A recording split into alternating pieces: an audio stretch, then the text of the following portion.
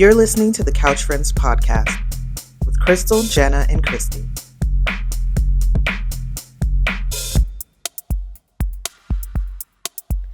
Welcome back to the Couch Friends. How y'all? We're good. Good. We're here. I'm good. All right. Very good. Yeah. So anxiety is our topic for today. We're going to chat about anxiety. And we were just joking a little bit that we have two resident experts here on the couch, Kristi and Jana. I told them, I said, I'm getting anxious about having to talk about anxiety today. So I'm like, what am I going to talk about? I don't know. Yeah. So we don't know. Yeah, who knows what's going to happen come out of here? our It's mouth. going to be fun. We're going to learn a lot today. And we want you guys to chime in too. So as you're listening to us chat about our own experience with anxiety, we would love for you to comment and see like, yes, I totally feel the same way, or this is how it presents with me, or whatever. But so there was that movie Inside Out too.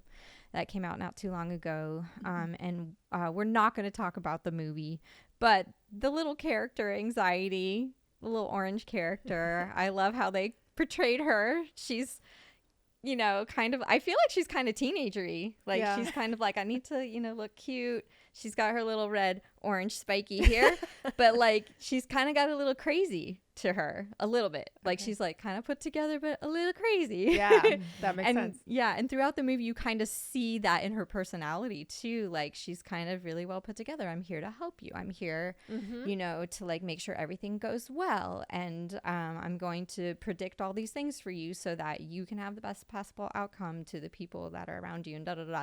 But as the movie unravels, she also unravels, and it's really interesting to see, like what happens with her and all that. So that's all I'm going to say about the movie, but I thought it was really cute. They kind of portrayed her as like this kind of teenage, we got to look good, but I'm a little crazy. That is, I have not seen the movie, but that description seems spot on. I have seen the movie. I was kind of in and out when we watched it, but I think she's kind of teenagery too. Yeah. So tell me a little bit about what anxiety feels like to you. My heart will beat fast, almost like a prickly or like a current that like runs just throughout my entire body. I think it would also be racing thoughts, Irrational thoughts. thoughts. Yeah, for me. I don't know. It's kind of hard to describe, but I think it manifests itself mostly physically in physical symptoms. Yeah, I was going to say, so a lot of the same physical symptoms I experience, as Kristi was saying, but I think also for me, I don't know if it's the mental part, but it's, I get really talkative. I start talking a lot, like especially just kind of about random things, or I'll trying to get my mind off of it, but it's not really helping, but it's just something I do. But I'll get like sweaty palms. Oh yeah. And kind of like I almost feel trapped. Oh too. yeah. When you're talking about the physical, Right. I don't know, like the weight of everything is, how am I getting out of this? What's going to happen? Like, I don't know, just totally, well, for me, it's irrational, but I know it's irrational, but when I'm in it, I'm trying to work through it. Does that make sense? Absolutely. Yeah. Yeah. So, but definitely it's very physical. It does make my heart race. It's kind of sometimes an out of body experience. Yes. Really? Would you say that? Yes. Interesting. Derealization. Yes. If you've ever experienced derealization. Yes. When you started talking about that, I was like, oh yeah, duh. That's a huge part. I think when the anxiety escalates, you feel like all of a sudden you're not there. I don't know how else to describe it. It is a very out of body experience. Yeah. And when you say like, you're not there, it's almost like you're like in a cloud somewhere, like I need to come back to earth. I'm probably not describing it correctly, but it is like that. Yeah. Because sometimes I feel like I can't hear. Yes. When it's Really? happening. Yes. You can hear them. They're talking to you, but you're not processing anything they're saying. Correct. But you might answer them. I might answer them, but I don't even know. Yeah. I'm not even aware of what I'm saying to them really, or what they're saying to me. I don't know that. I don't know how to describe it, but it's like floating up out of side of your body and not having any idea what's going on and just feeling like you're not there. Yes. So I was going to say, this is kind of a little bit of side note, Crystal, but I don't know what episode it was. Do y'all remember when I had this a little bit of panic attack during the episode? Yep. We cut it out so people probably don't have any idea. And that's that okay. happened, But, you know, I was starting to panic and get anxious about panicking. Yeah. Well, because it was like, I don't want this to happen right now. Yeah. And so Yes, that, and so I was like, getting but it's anxious about it. coming. But I don't Crystal know what was to do about like, it. Crystal was doing a great job with what she was talking about. And so I was getting anxious because I'm like, well, I can't cut Crystal off because it's gonna mess up the podcast. But Crystal was talking, and I was here, but I wasn't here. And I'm like, we gotta stop because I need to regroup. Yeah. You know? Yeah. And we couldn't tell, like, you can't tell from the outside that the person is having this going on inside. Because you look totally normal until you said you weren't, you know, and then I got some water and we were good. Yeah. Anyway. But I understand that 100%. Yeah. We're crazy. Yeah. I'm just kidding. Certifiably crazy. Actually, no, as I was listening to you guys talk, it reminded me of like a lot of things. So the first thing was a lot of the symptoms you described, because I don't identify myself necessarily as an overly anxious person. I do experience anxiety. But I feel like not maybe at the level that other people tend sometimes to feel anxiety. So it was interesting to me to hear you guys describe, because I was like, have I ever really felt like that? Yeah.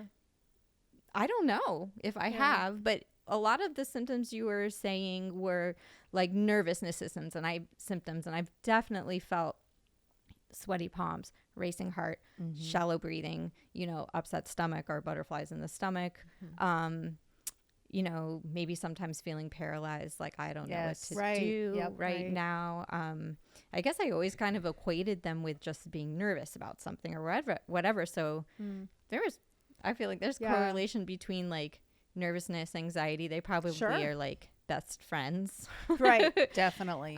But then the other word I heard you guys mention was panic. And for sure, there's a relationship between anxiety and panic. So I wanted to just sit on that for just a little bit to describe, like, do you feel anxiety? Does it always lead to panic? Is there, you know, like, what do you feel like is the correlationship with those pair of words for you guys? When I first started experiencing anxiety, yes, it would always lead to panic. But that's because I more or less had not really figured out what was going on, and I hadn't kind of dealt with it.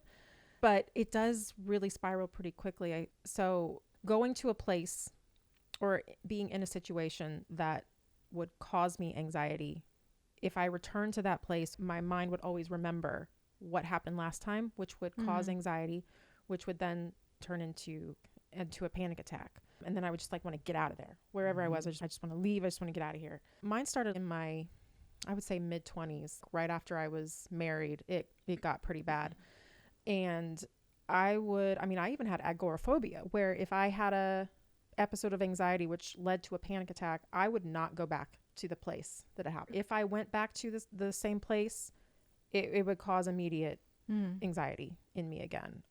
So back then, yes, anxiety for me would always pretty much lead to a panic attack. Yeah. I mean, I'm trying to think of any time that I've been anxious, experienced anxiety that hasn't led to maybe it's a small panic, or where I've had full-on panic attacks. I don't know if there's a time where it hasn't. And the anxiety has gotten worse as I've gotten older. And I don't know, I'm trying to figure out why that is.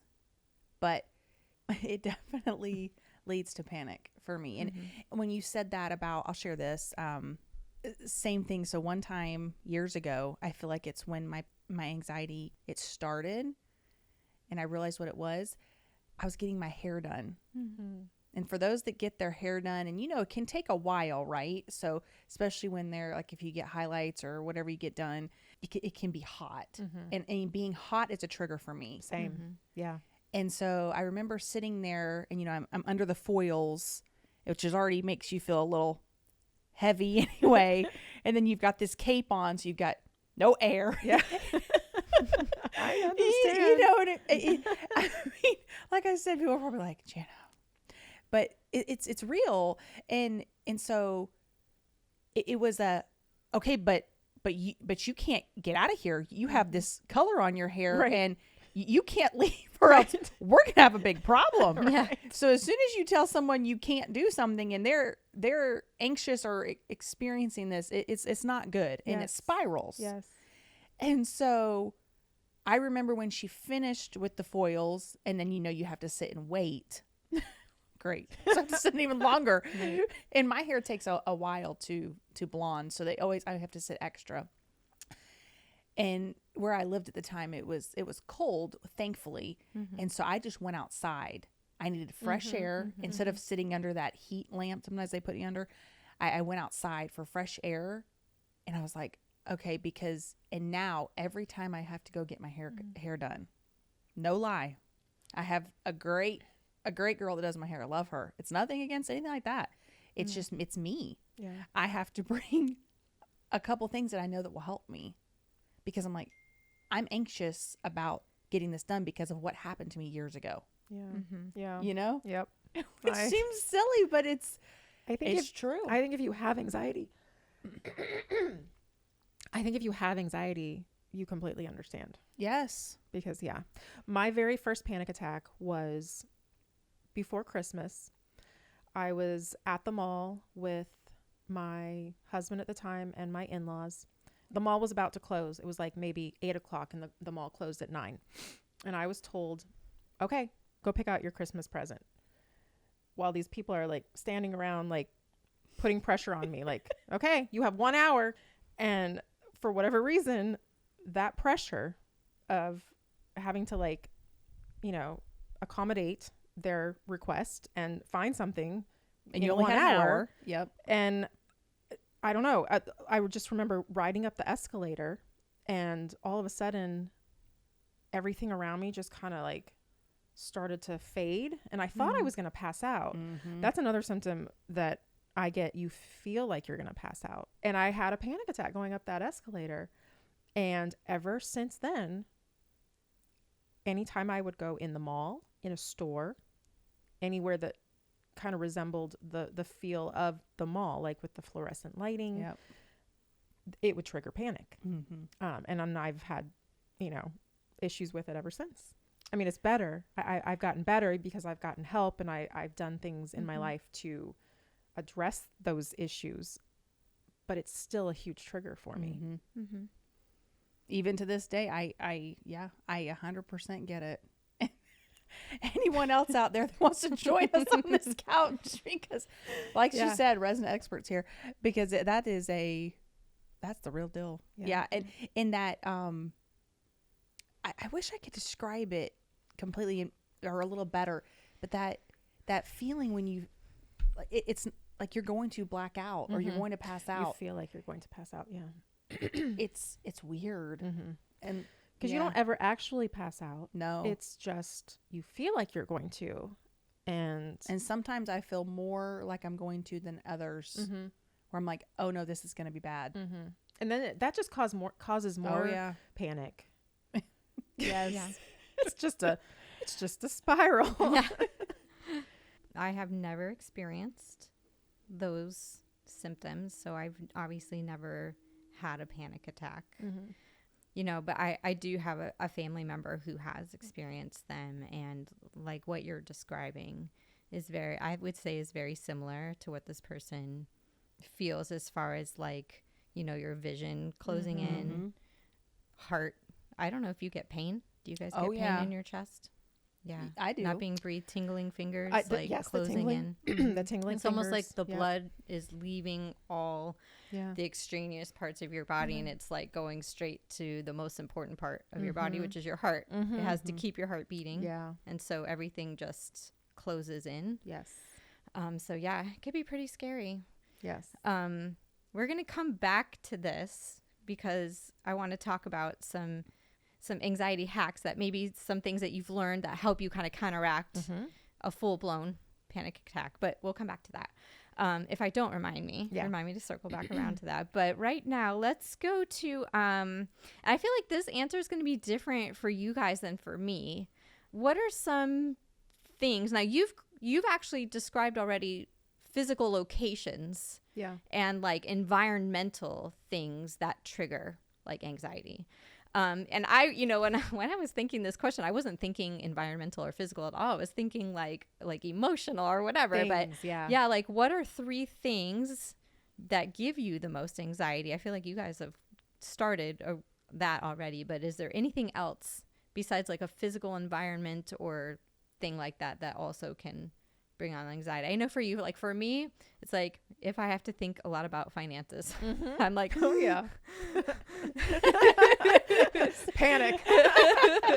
So like there's certain things, like there's certain topics for Right. me. It's not necessarily location necessarily for me, because maybe I guess I don't know.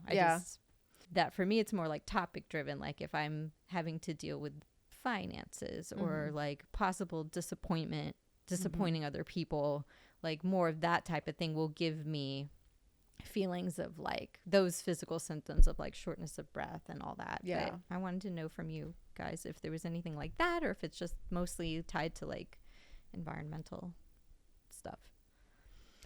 When you were saying that, I was thinking about how, yes, things like finances or like, I don't know, worrying about the future, things like that, they do cause me anxiety, but I don't equate that type of anxiety to like, say, the type of anxiety that, say, going into a mall, a busy mall, and having to wait in a really long line.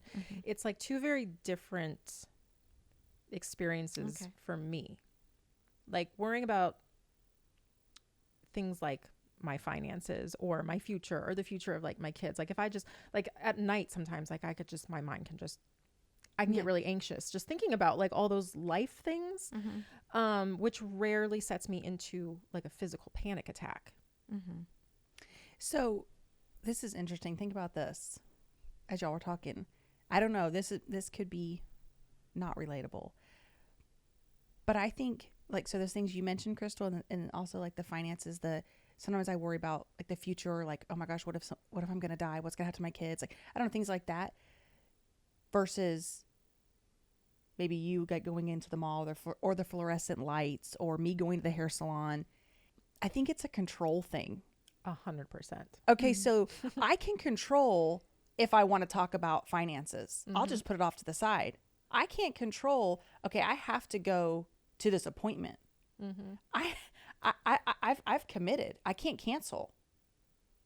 Does that make sense? Oh, absolutely. But by having that control, I can kind of separate those feelings of anxiety. Yes, because I think anxiety and panic is just a lack of control. It is a lack of having any control over the situation. I mean, I could cancel the hair appointment. Right. But it's that like risk of, if I do this, I'm going to embarrass myself. I'm going to pay the $50 fee. Right. I'm going to, like I'm going to look like a fool. Same thing. Like if I get out of this really long line, say I have a cart of groceries full and I get out of this really long line and I just abandon my grocery cart and walk out of the store, I'm going to embarrass myself. People are going to be looking at me like, what's that lady? What's wrong with her? So there's like that risk of like embarrassment and shame associated with the situations where you just kind of feel obligated or stuck. It's that stuck. It's that feeling of being stuck, which you and I talk about that often. Like, or like, remember when I've gone on rides with you guys, like at Disney, and I'm like, well, what if we get stuck? Yeah. And you're like, then they'll come get us off, Jana. Like, no. Right? Remember that? And so, but it's real. It's the I can't control this situation. I can't do anything about it. And as soon as you tell me I can't do anything about it, oh man, here we go. Yeah. You know, it's almost kind of too like a rational versus an irrational fear. Like I think it's rational to kind of be anxious about finances or, you know, your kids or what's going to happen in the future, things like that. To me, those seem more rational to like be anxious about. when you tell somebody who doesn't understand that you're afraid or anxious to go to a store to get your hair done or wait in the line, sounds kind of irrational. It's like, okay, you are, yeah. I mean, But you can tell your anxious friend the same thing. right, And they're and like, they get it. And they get it. They They might not be anxious to go to the hair salon because they're like, but totally get it. but they get why you're anxious or, Yeah. yeah. Yeah. It's so funny. But listen, all it takes is one panic attack sitting in the hair chair, That's it. and I'll be the same way when I go. So Yeah. I can't talk. Yeah. I think the closest story I have to what you're describing, but it wasn't a repetitive one. I know it was completely hormonal because I had just had my second baby. He was in my arms, and we went to Publix. Toddler, baby, Oh, that's and Publix. that right there would, yeah. Don't do it. Nope. Brand new baby. Yeah. Hormones. Yeah. And I was standing at the deli counter, and there was nothing wrong with the situation. My kids were baby, toddler. And, at the deli counter at Publix, they love to give samples. Like, they'll Yeah. cut you the slice and then be like, would you like a sample? And you're like, yes. So probably toddler was like, me want sample. Like, and it was just, I don't know. It wasn't, if I had been in my normal state, it wouldn't have been too much. Mm-hmm. Like, I would have been able to handle toddler and baby. I probably had half a cart of groceries, but something happened to me when I was standing there, and I was trying to speak to the person and then handle the kid and like order the meat, and I almost burst into tears because I think it was just like toddler was just being a little bit too toddler. And I was like, I don't know what I'm doing. And I panicked. Yeah. And I just was like, I need to leave. Yeah. And I literally left. Yeah. I left. I didn't take my groceries. I just took my kids. And it wasn't because they were being bad. I was like, it was me. I was about to fall apart. Right. Yep. Like right in the middle of Publix. Right. Like big crying fest. I was like, Yeah. what is wrong with me? It was so weird. That's the closest thing I can Yeah. tell, like, of just like totally in that moment, like, I cannot keep it together. Like, You just I'm gotta about get out to of the situation. I had to leave. Yeah. I was like, I just got to Yeah. go. And I'm sure the meat guy was like, you Oh. okay? I was like, No, I'm no, not. not No. okay. Yeah. Yeah. Yeah. But, I mean, yeah, that's very similar. yeah. Yeah. But, yeah. So let's talk about some ways you guys try to manage the anxiety.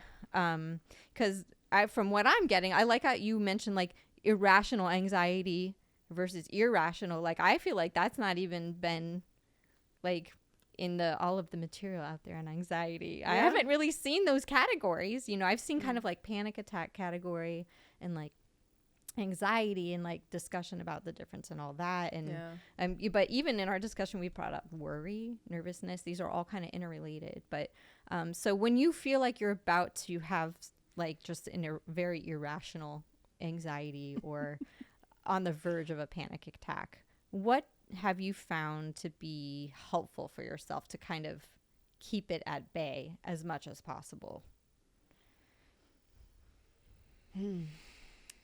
I usually always try to, where is it?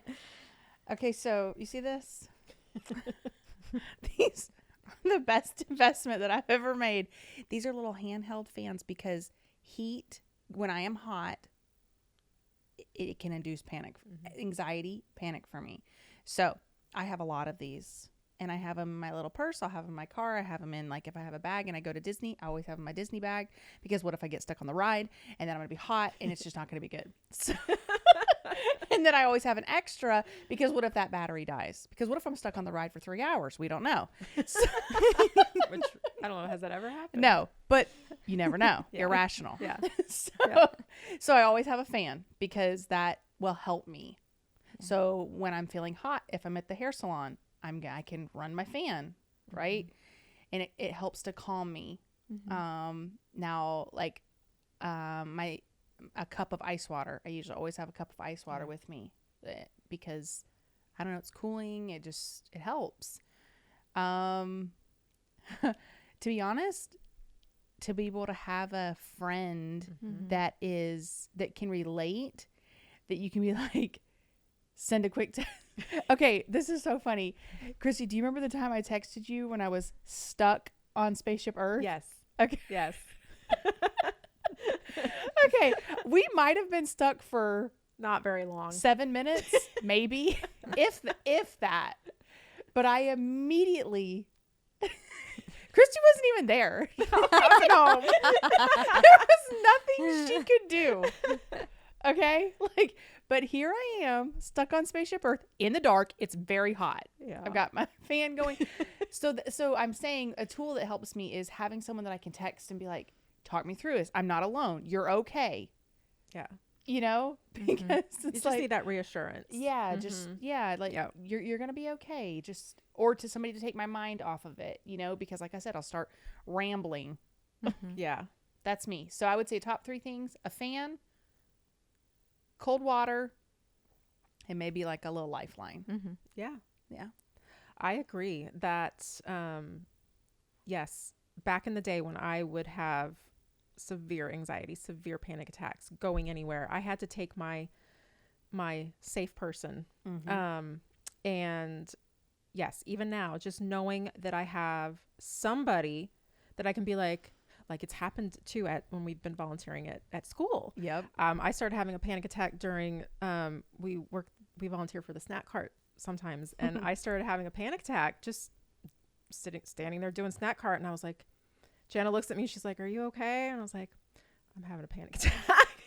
And she sat down. But just knowing that somebody else knew what was happening with me helped, because if I had to just walk out and leave, I know she'd be like, yeah, she'll be fine. She'll be back. Yep. So there wouldn't be like that as much of that embarrassment, but just having that, like having somebody with you that knows that you might have an anxiety or a panic attack, and that you can, kind of either physically or even metaphorically lean on, to just kind of like walk you through it. That's huge. Leaving is always a guaranteed help. It's not always the most, you can't always leave, obviously. Like if you're stuck somewhere, you can't just leave. But if I can just walk out of a place where I am starting to feel anxious, just walking out, getting out of the place, that usually resolves it. And then I think I mentioned this in one of our episodes where I just kind of have to talk myself down. I mean, I've dealt with this for so many years of my life that I know now what the precursors are, what the first symptoms are. So when I start to feel those things coming on, I can just kind of rationalize with myself and talk to myself and just tell myself, okay, these are the things that I'm feeling. I know that it's just a panic attack. It's just anxiety. It's not going to kill me. I'm not going to pass out. Nothing bad is going to happen. It's going to pass. So what it is. There's no reason to panic about it. And that helps me a lot. I also, this is not something you can just do all the time, but one of the greatest things that's ever helped me with my anxiety and panic attacks is when I went to see a therapist specifically for all of these things when they were like really bad.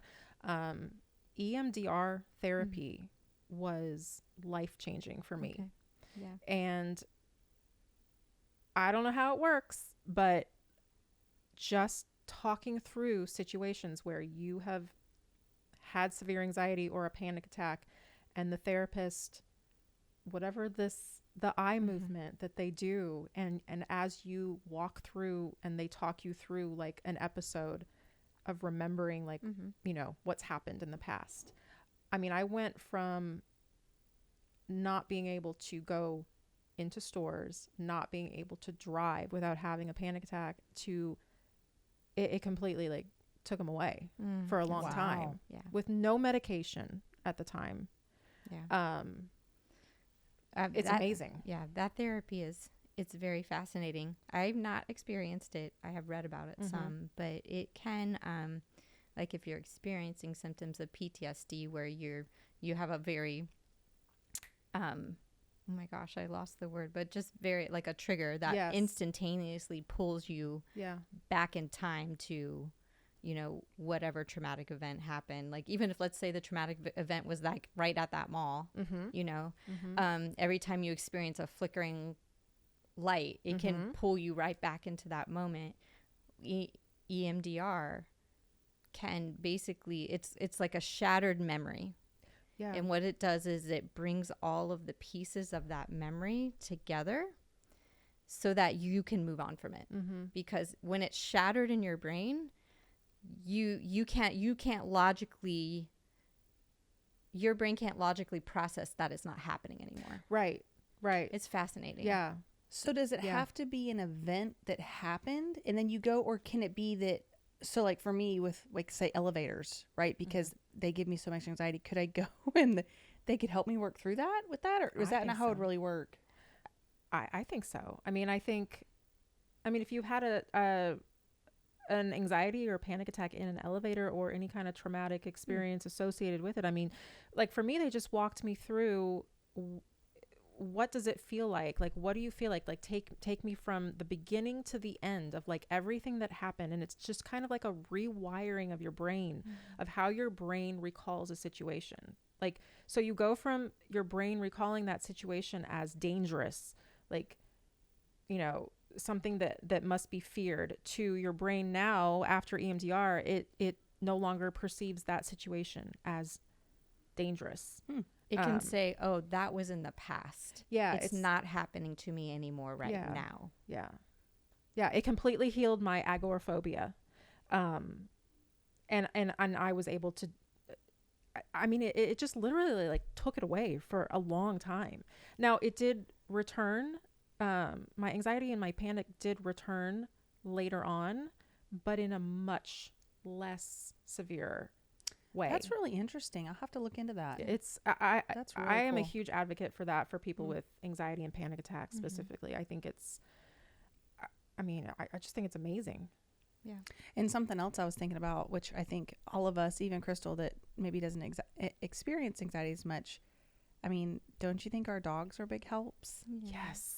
Yes. We love our dogs here. You all know that. But I don't know. There's something about both of my dogs, but they can, especially if it's something at home, right? Like, they just kind of are my comfort. They're, if I'm stressed or if I'm anxious about something that's going to happen, I don't know, just hanging out with my dog can kind of help me. Yes. Yeah. One of my dogs specifically, like if she can just physically tell, like if I'm upset, like if I just make like a, I don't know, like a noise where she can just tell that I'm really upset about something, she immediately comes over and crawls in my lap and just like gets really close to me, or like will push her chin up against mine. It's like she just knows, and she just comes to the rescue. She's like, I got you. And she just comes and say, and I mean, you can't help but just relax and like be like, okay, yeah, I just need to like calm down. Yeah. I think they're like angels. I think there's something. So there's been quite a bit of research on like, well, I'm thinking specifically for people with autism, because they can experience dysregulation in their body. Yeah. And really one of the things, this is a Temple Grandin thing, that when you apply pressure, so I'm thinking the dog laying on you, I know we were talking about this a little bit earlier, and I say sometimes I will take my dog. He's big, so usually he doesn't lay on top of me, but I will be like, come here. And I'll lay him on top of me, and I'll tell you, within like 2 minutes, I'm like, I just can take a big sigh of relief of not, even if I'm not feeling extremely, anxious, but it's just that feeling of like, like the it's pressure, just comfort. can actually bring your system back into regulation. Also, sipping cold substances through a straw does something to reset. I have heard that. Your system. Yeah. It helps. That's why I said I always have my like my Stanley cup or whatever cup. And as long as it's cold water, it really helps. Yep. Weighted blankets, I think, for the same reason that you're talking about, just that pressure. The weight, like having just a weighted blanket. Also, my son, that helps him tremendously. Like, he loves having a weighted blanket. He suffers from anxiety. He has for most of his life. And just being able to like wrap up and like have something like that weight on you is calming. Yeah. Mm-hmm. All right. I feel like those are some really great ideas. Maybe, hopefully, well, you know, if you, any of you are experiencing something similar, but maybe just didn't know, oh my goodness, that's what I'm experiencing is like maybe panic or anxiety. We hope that, you know, maybe this conversation has helped you a little bit and given you some avenues to explore how to, you know, make it better. I would say, like, I'm a big proponent of therapy too. Absolutely. I feel like that can always help. There's so many different types of therapies out there to get acquainted with. So, you know, you don't have to be alone in the world feeling the way that, you know, we've discussed this morning, because there's other people who are feeling the same way. And there's lots of people out there that are there to help you. Yeah. Yeah. I was going to say that too. Like, don't be afraid to go to therapy. Therapy is, I think, the best thing that anybody can do for themselves, for their mental health, whether you suffer from anxiety or not. There's always something that everybody can benefit from going to therapy. And then talking with your doctor too. I mean, there's no shame in having to take medication if it's something that you and your doctor decide is something that would benefit you. I've done it many times in my life, and it has helped me tremendously. It has completely changed how I feel in a really positive way. So don't be ashamed to talk to somebody like your doctor about that. There's no shame in that. You know, you go to the doctor for your mind just as much as you would go for your physical body. They're both important. Yes. So Yes. Super important. yeah. All right. Well, what do you guys think? Please leave us a comment on YouTube or anywhere that you can find our podcast. We really, really, really, really want to know how you feel. Yeah, I was going to say also, if they have any tips, like anybody else who suffers from anxiety or panic, like anything else that you do, share it with us, because maybe it could help one of us, you know, or obviously help anyone else who reads those comments too. So any tips that you have. Yep. Absolutely. All right, friends. It's been a good one. I thank you guys for sharing your expert advice. No problem. And experience. So we'll see you next time. Have a great day. Bye. Bye.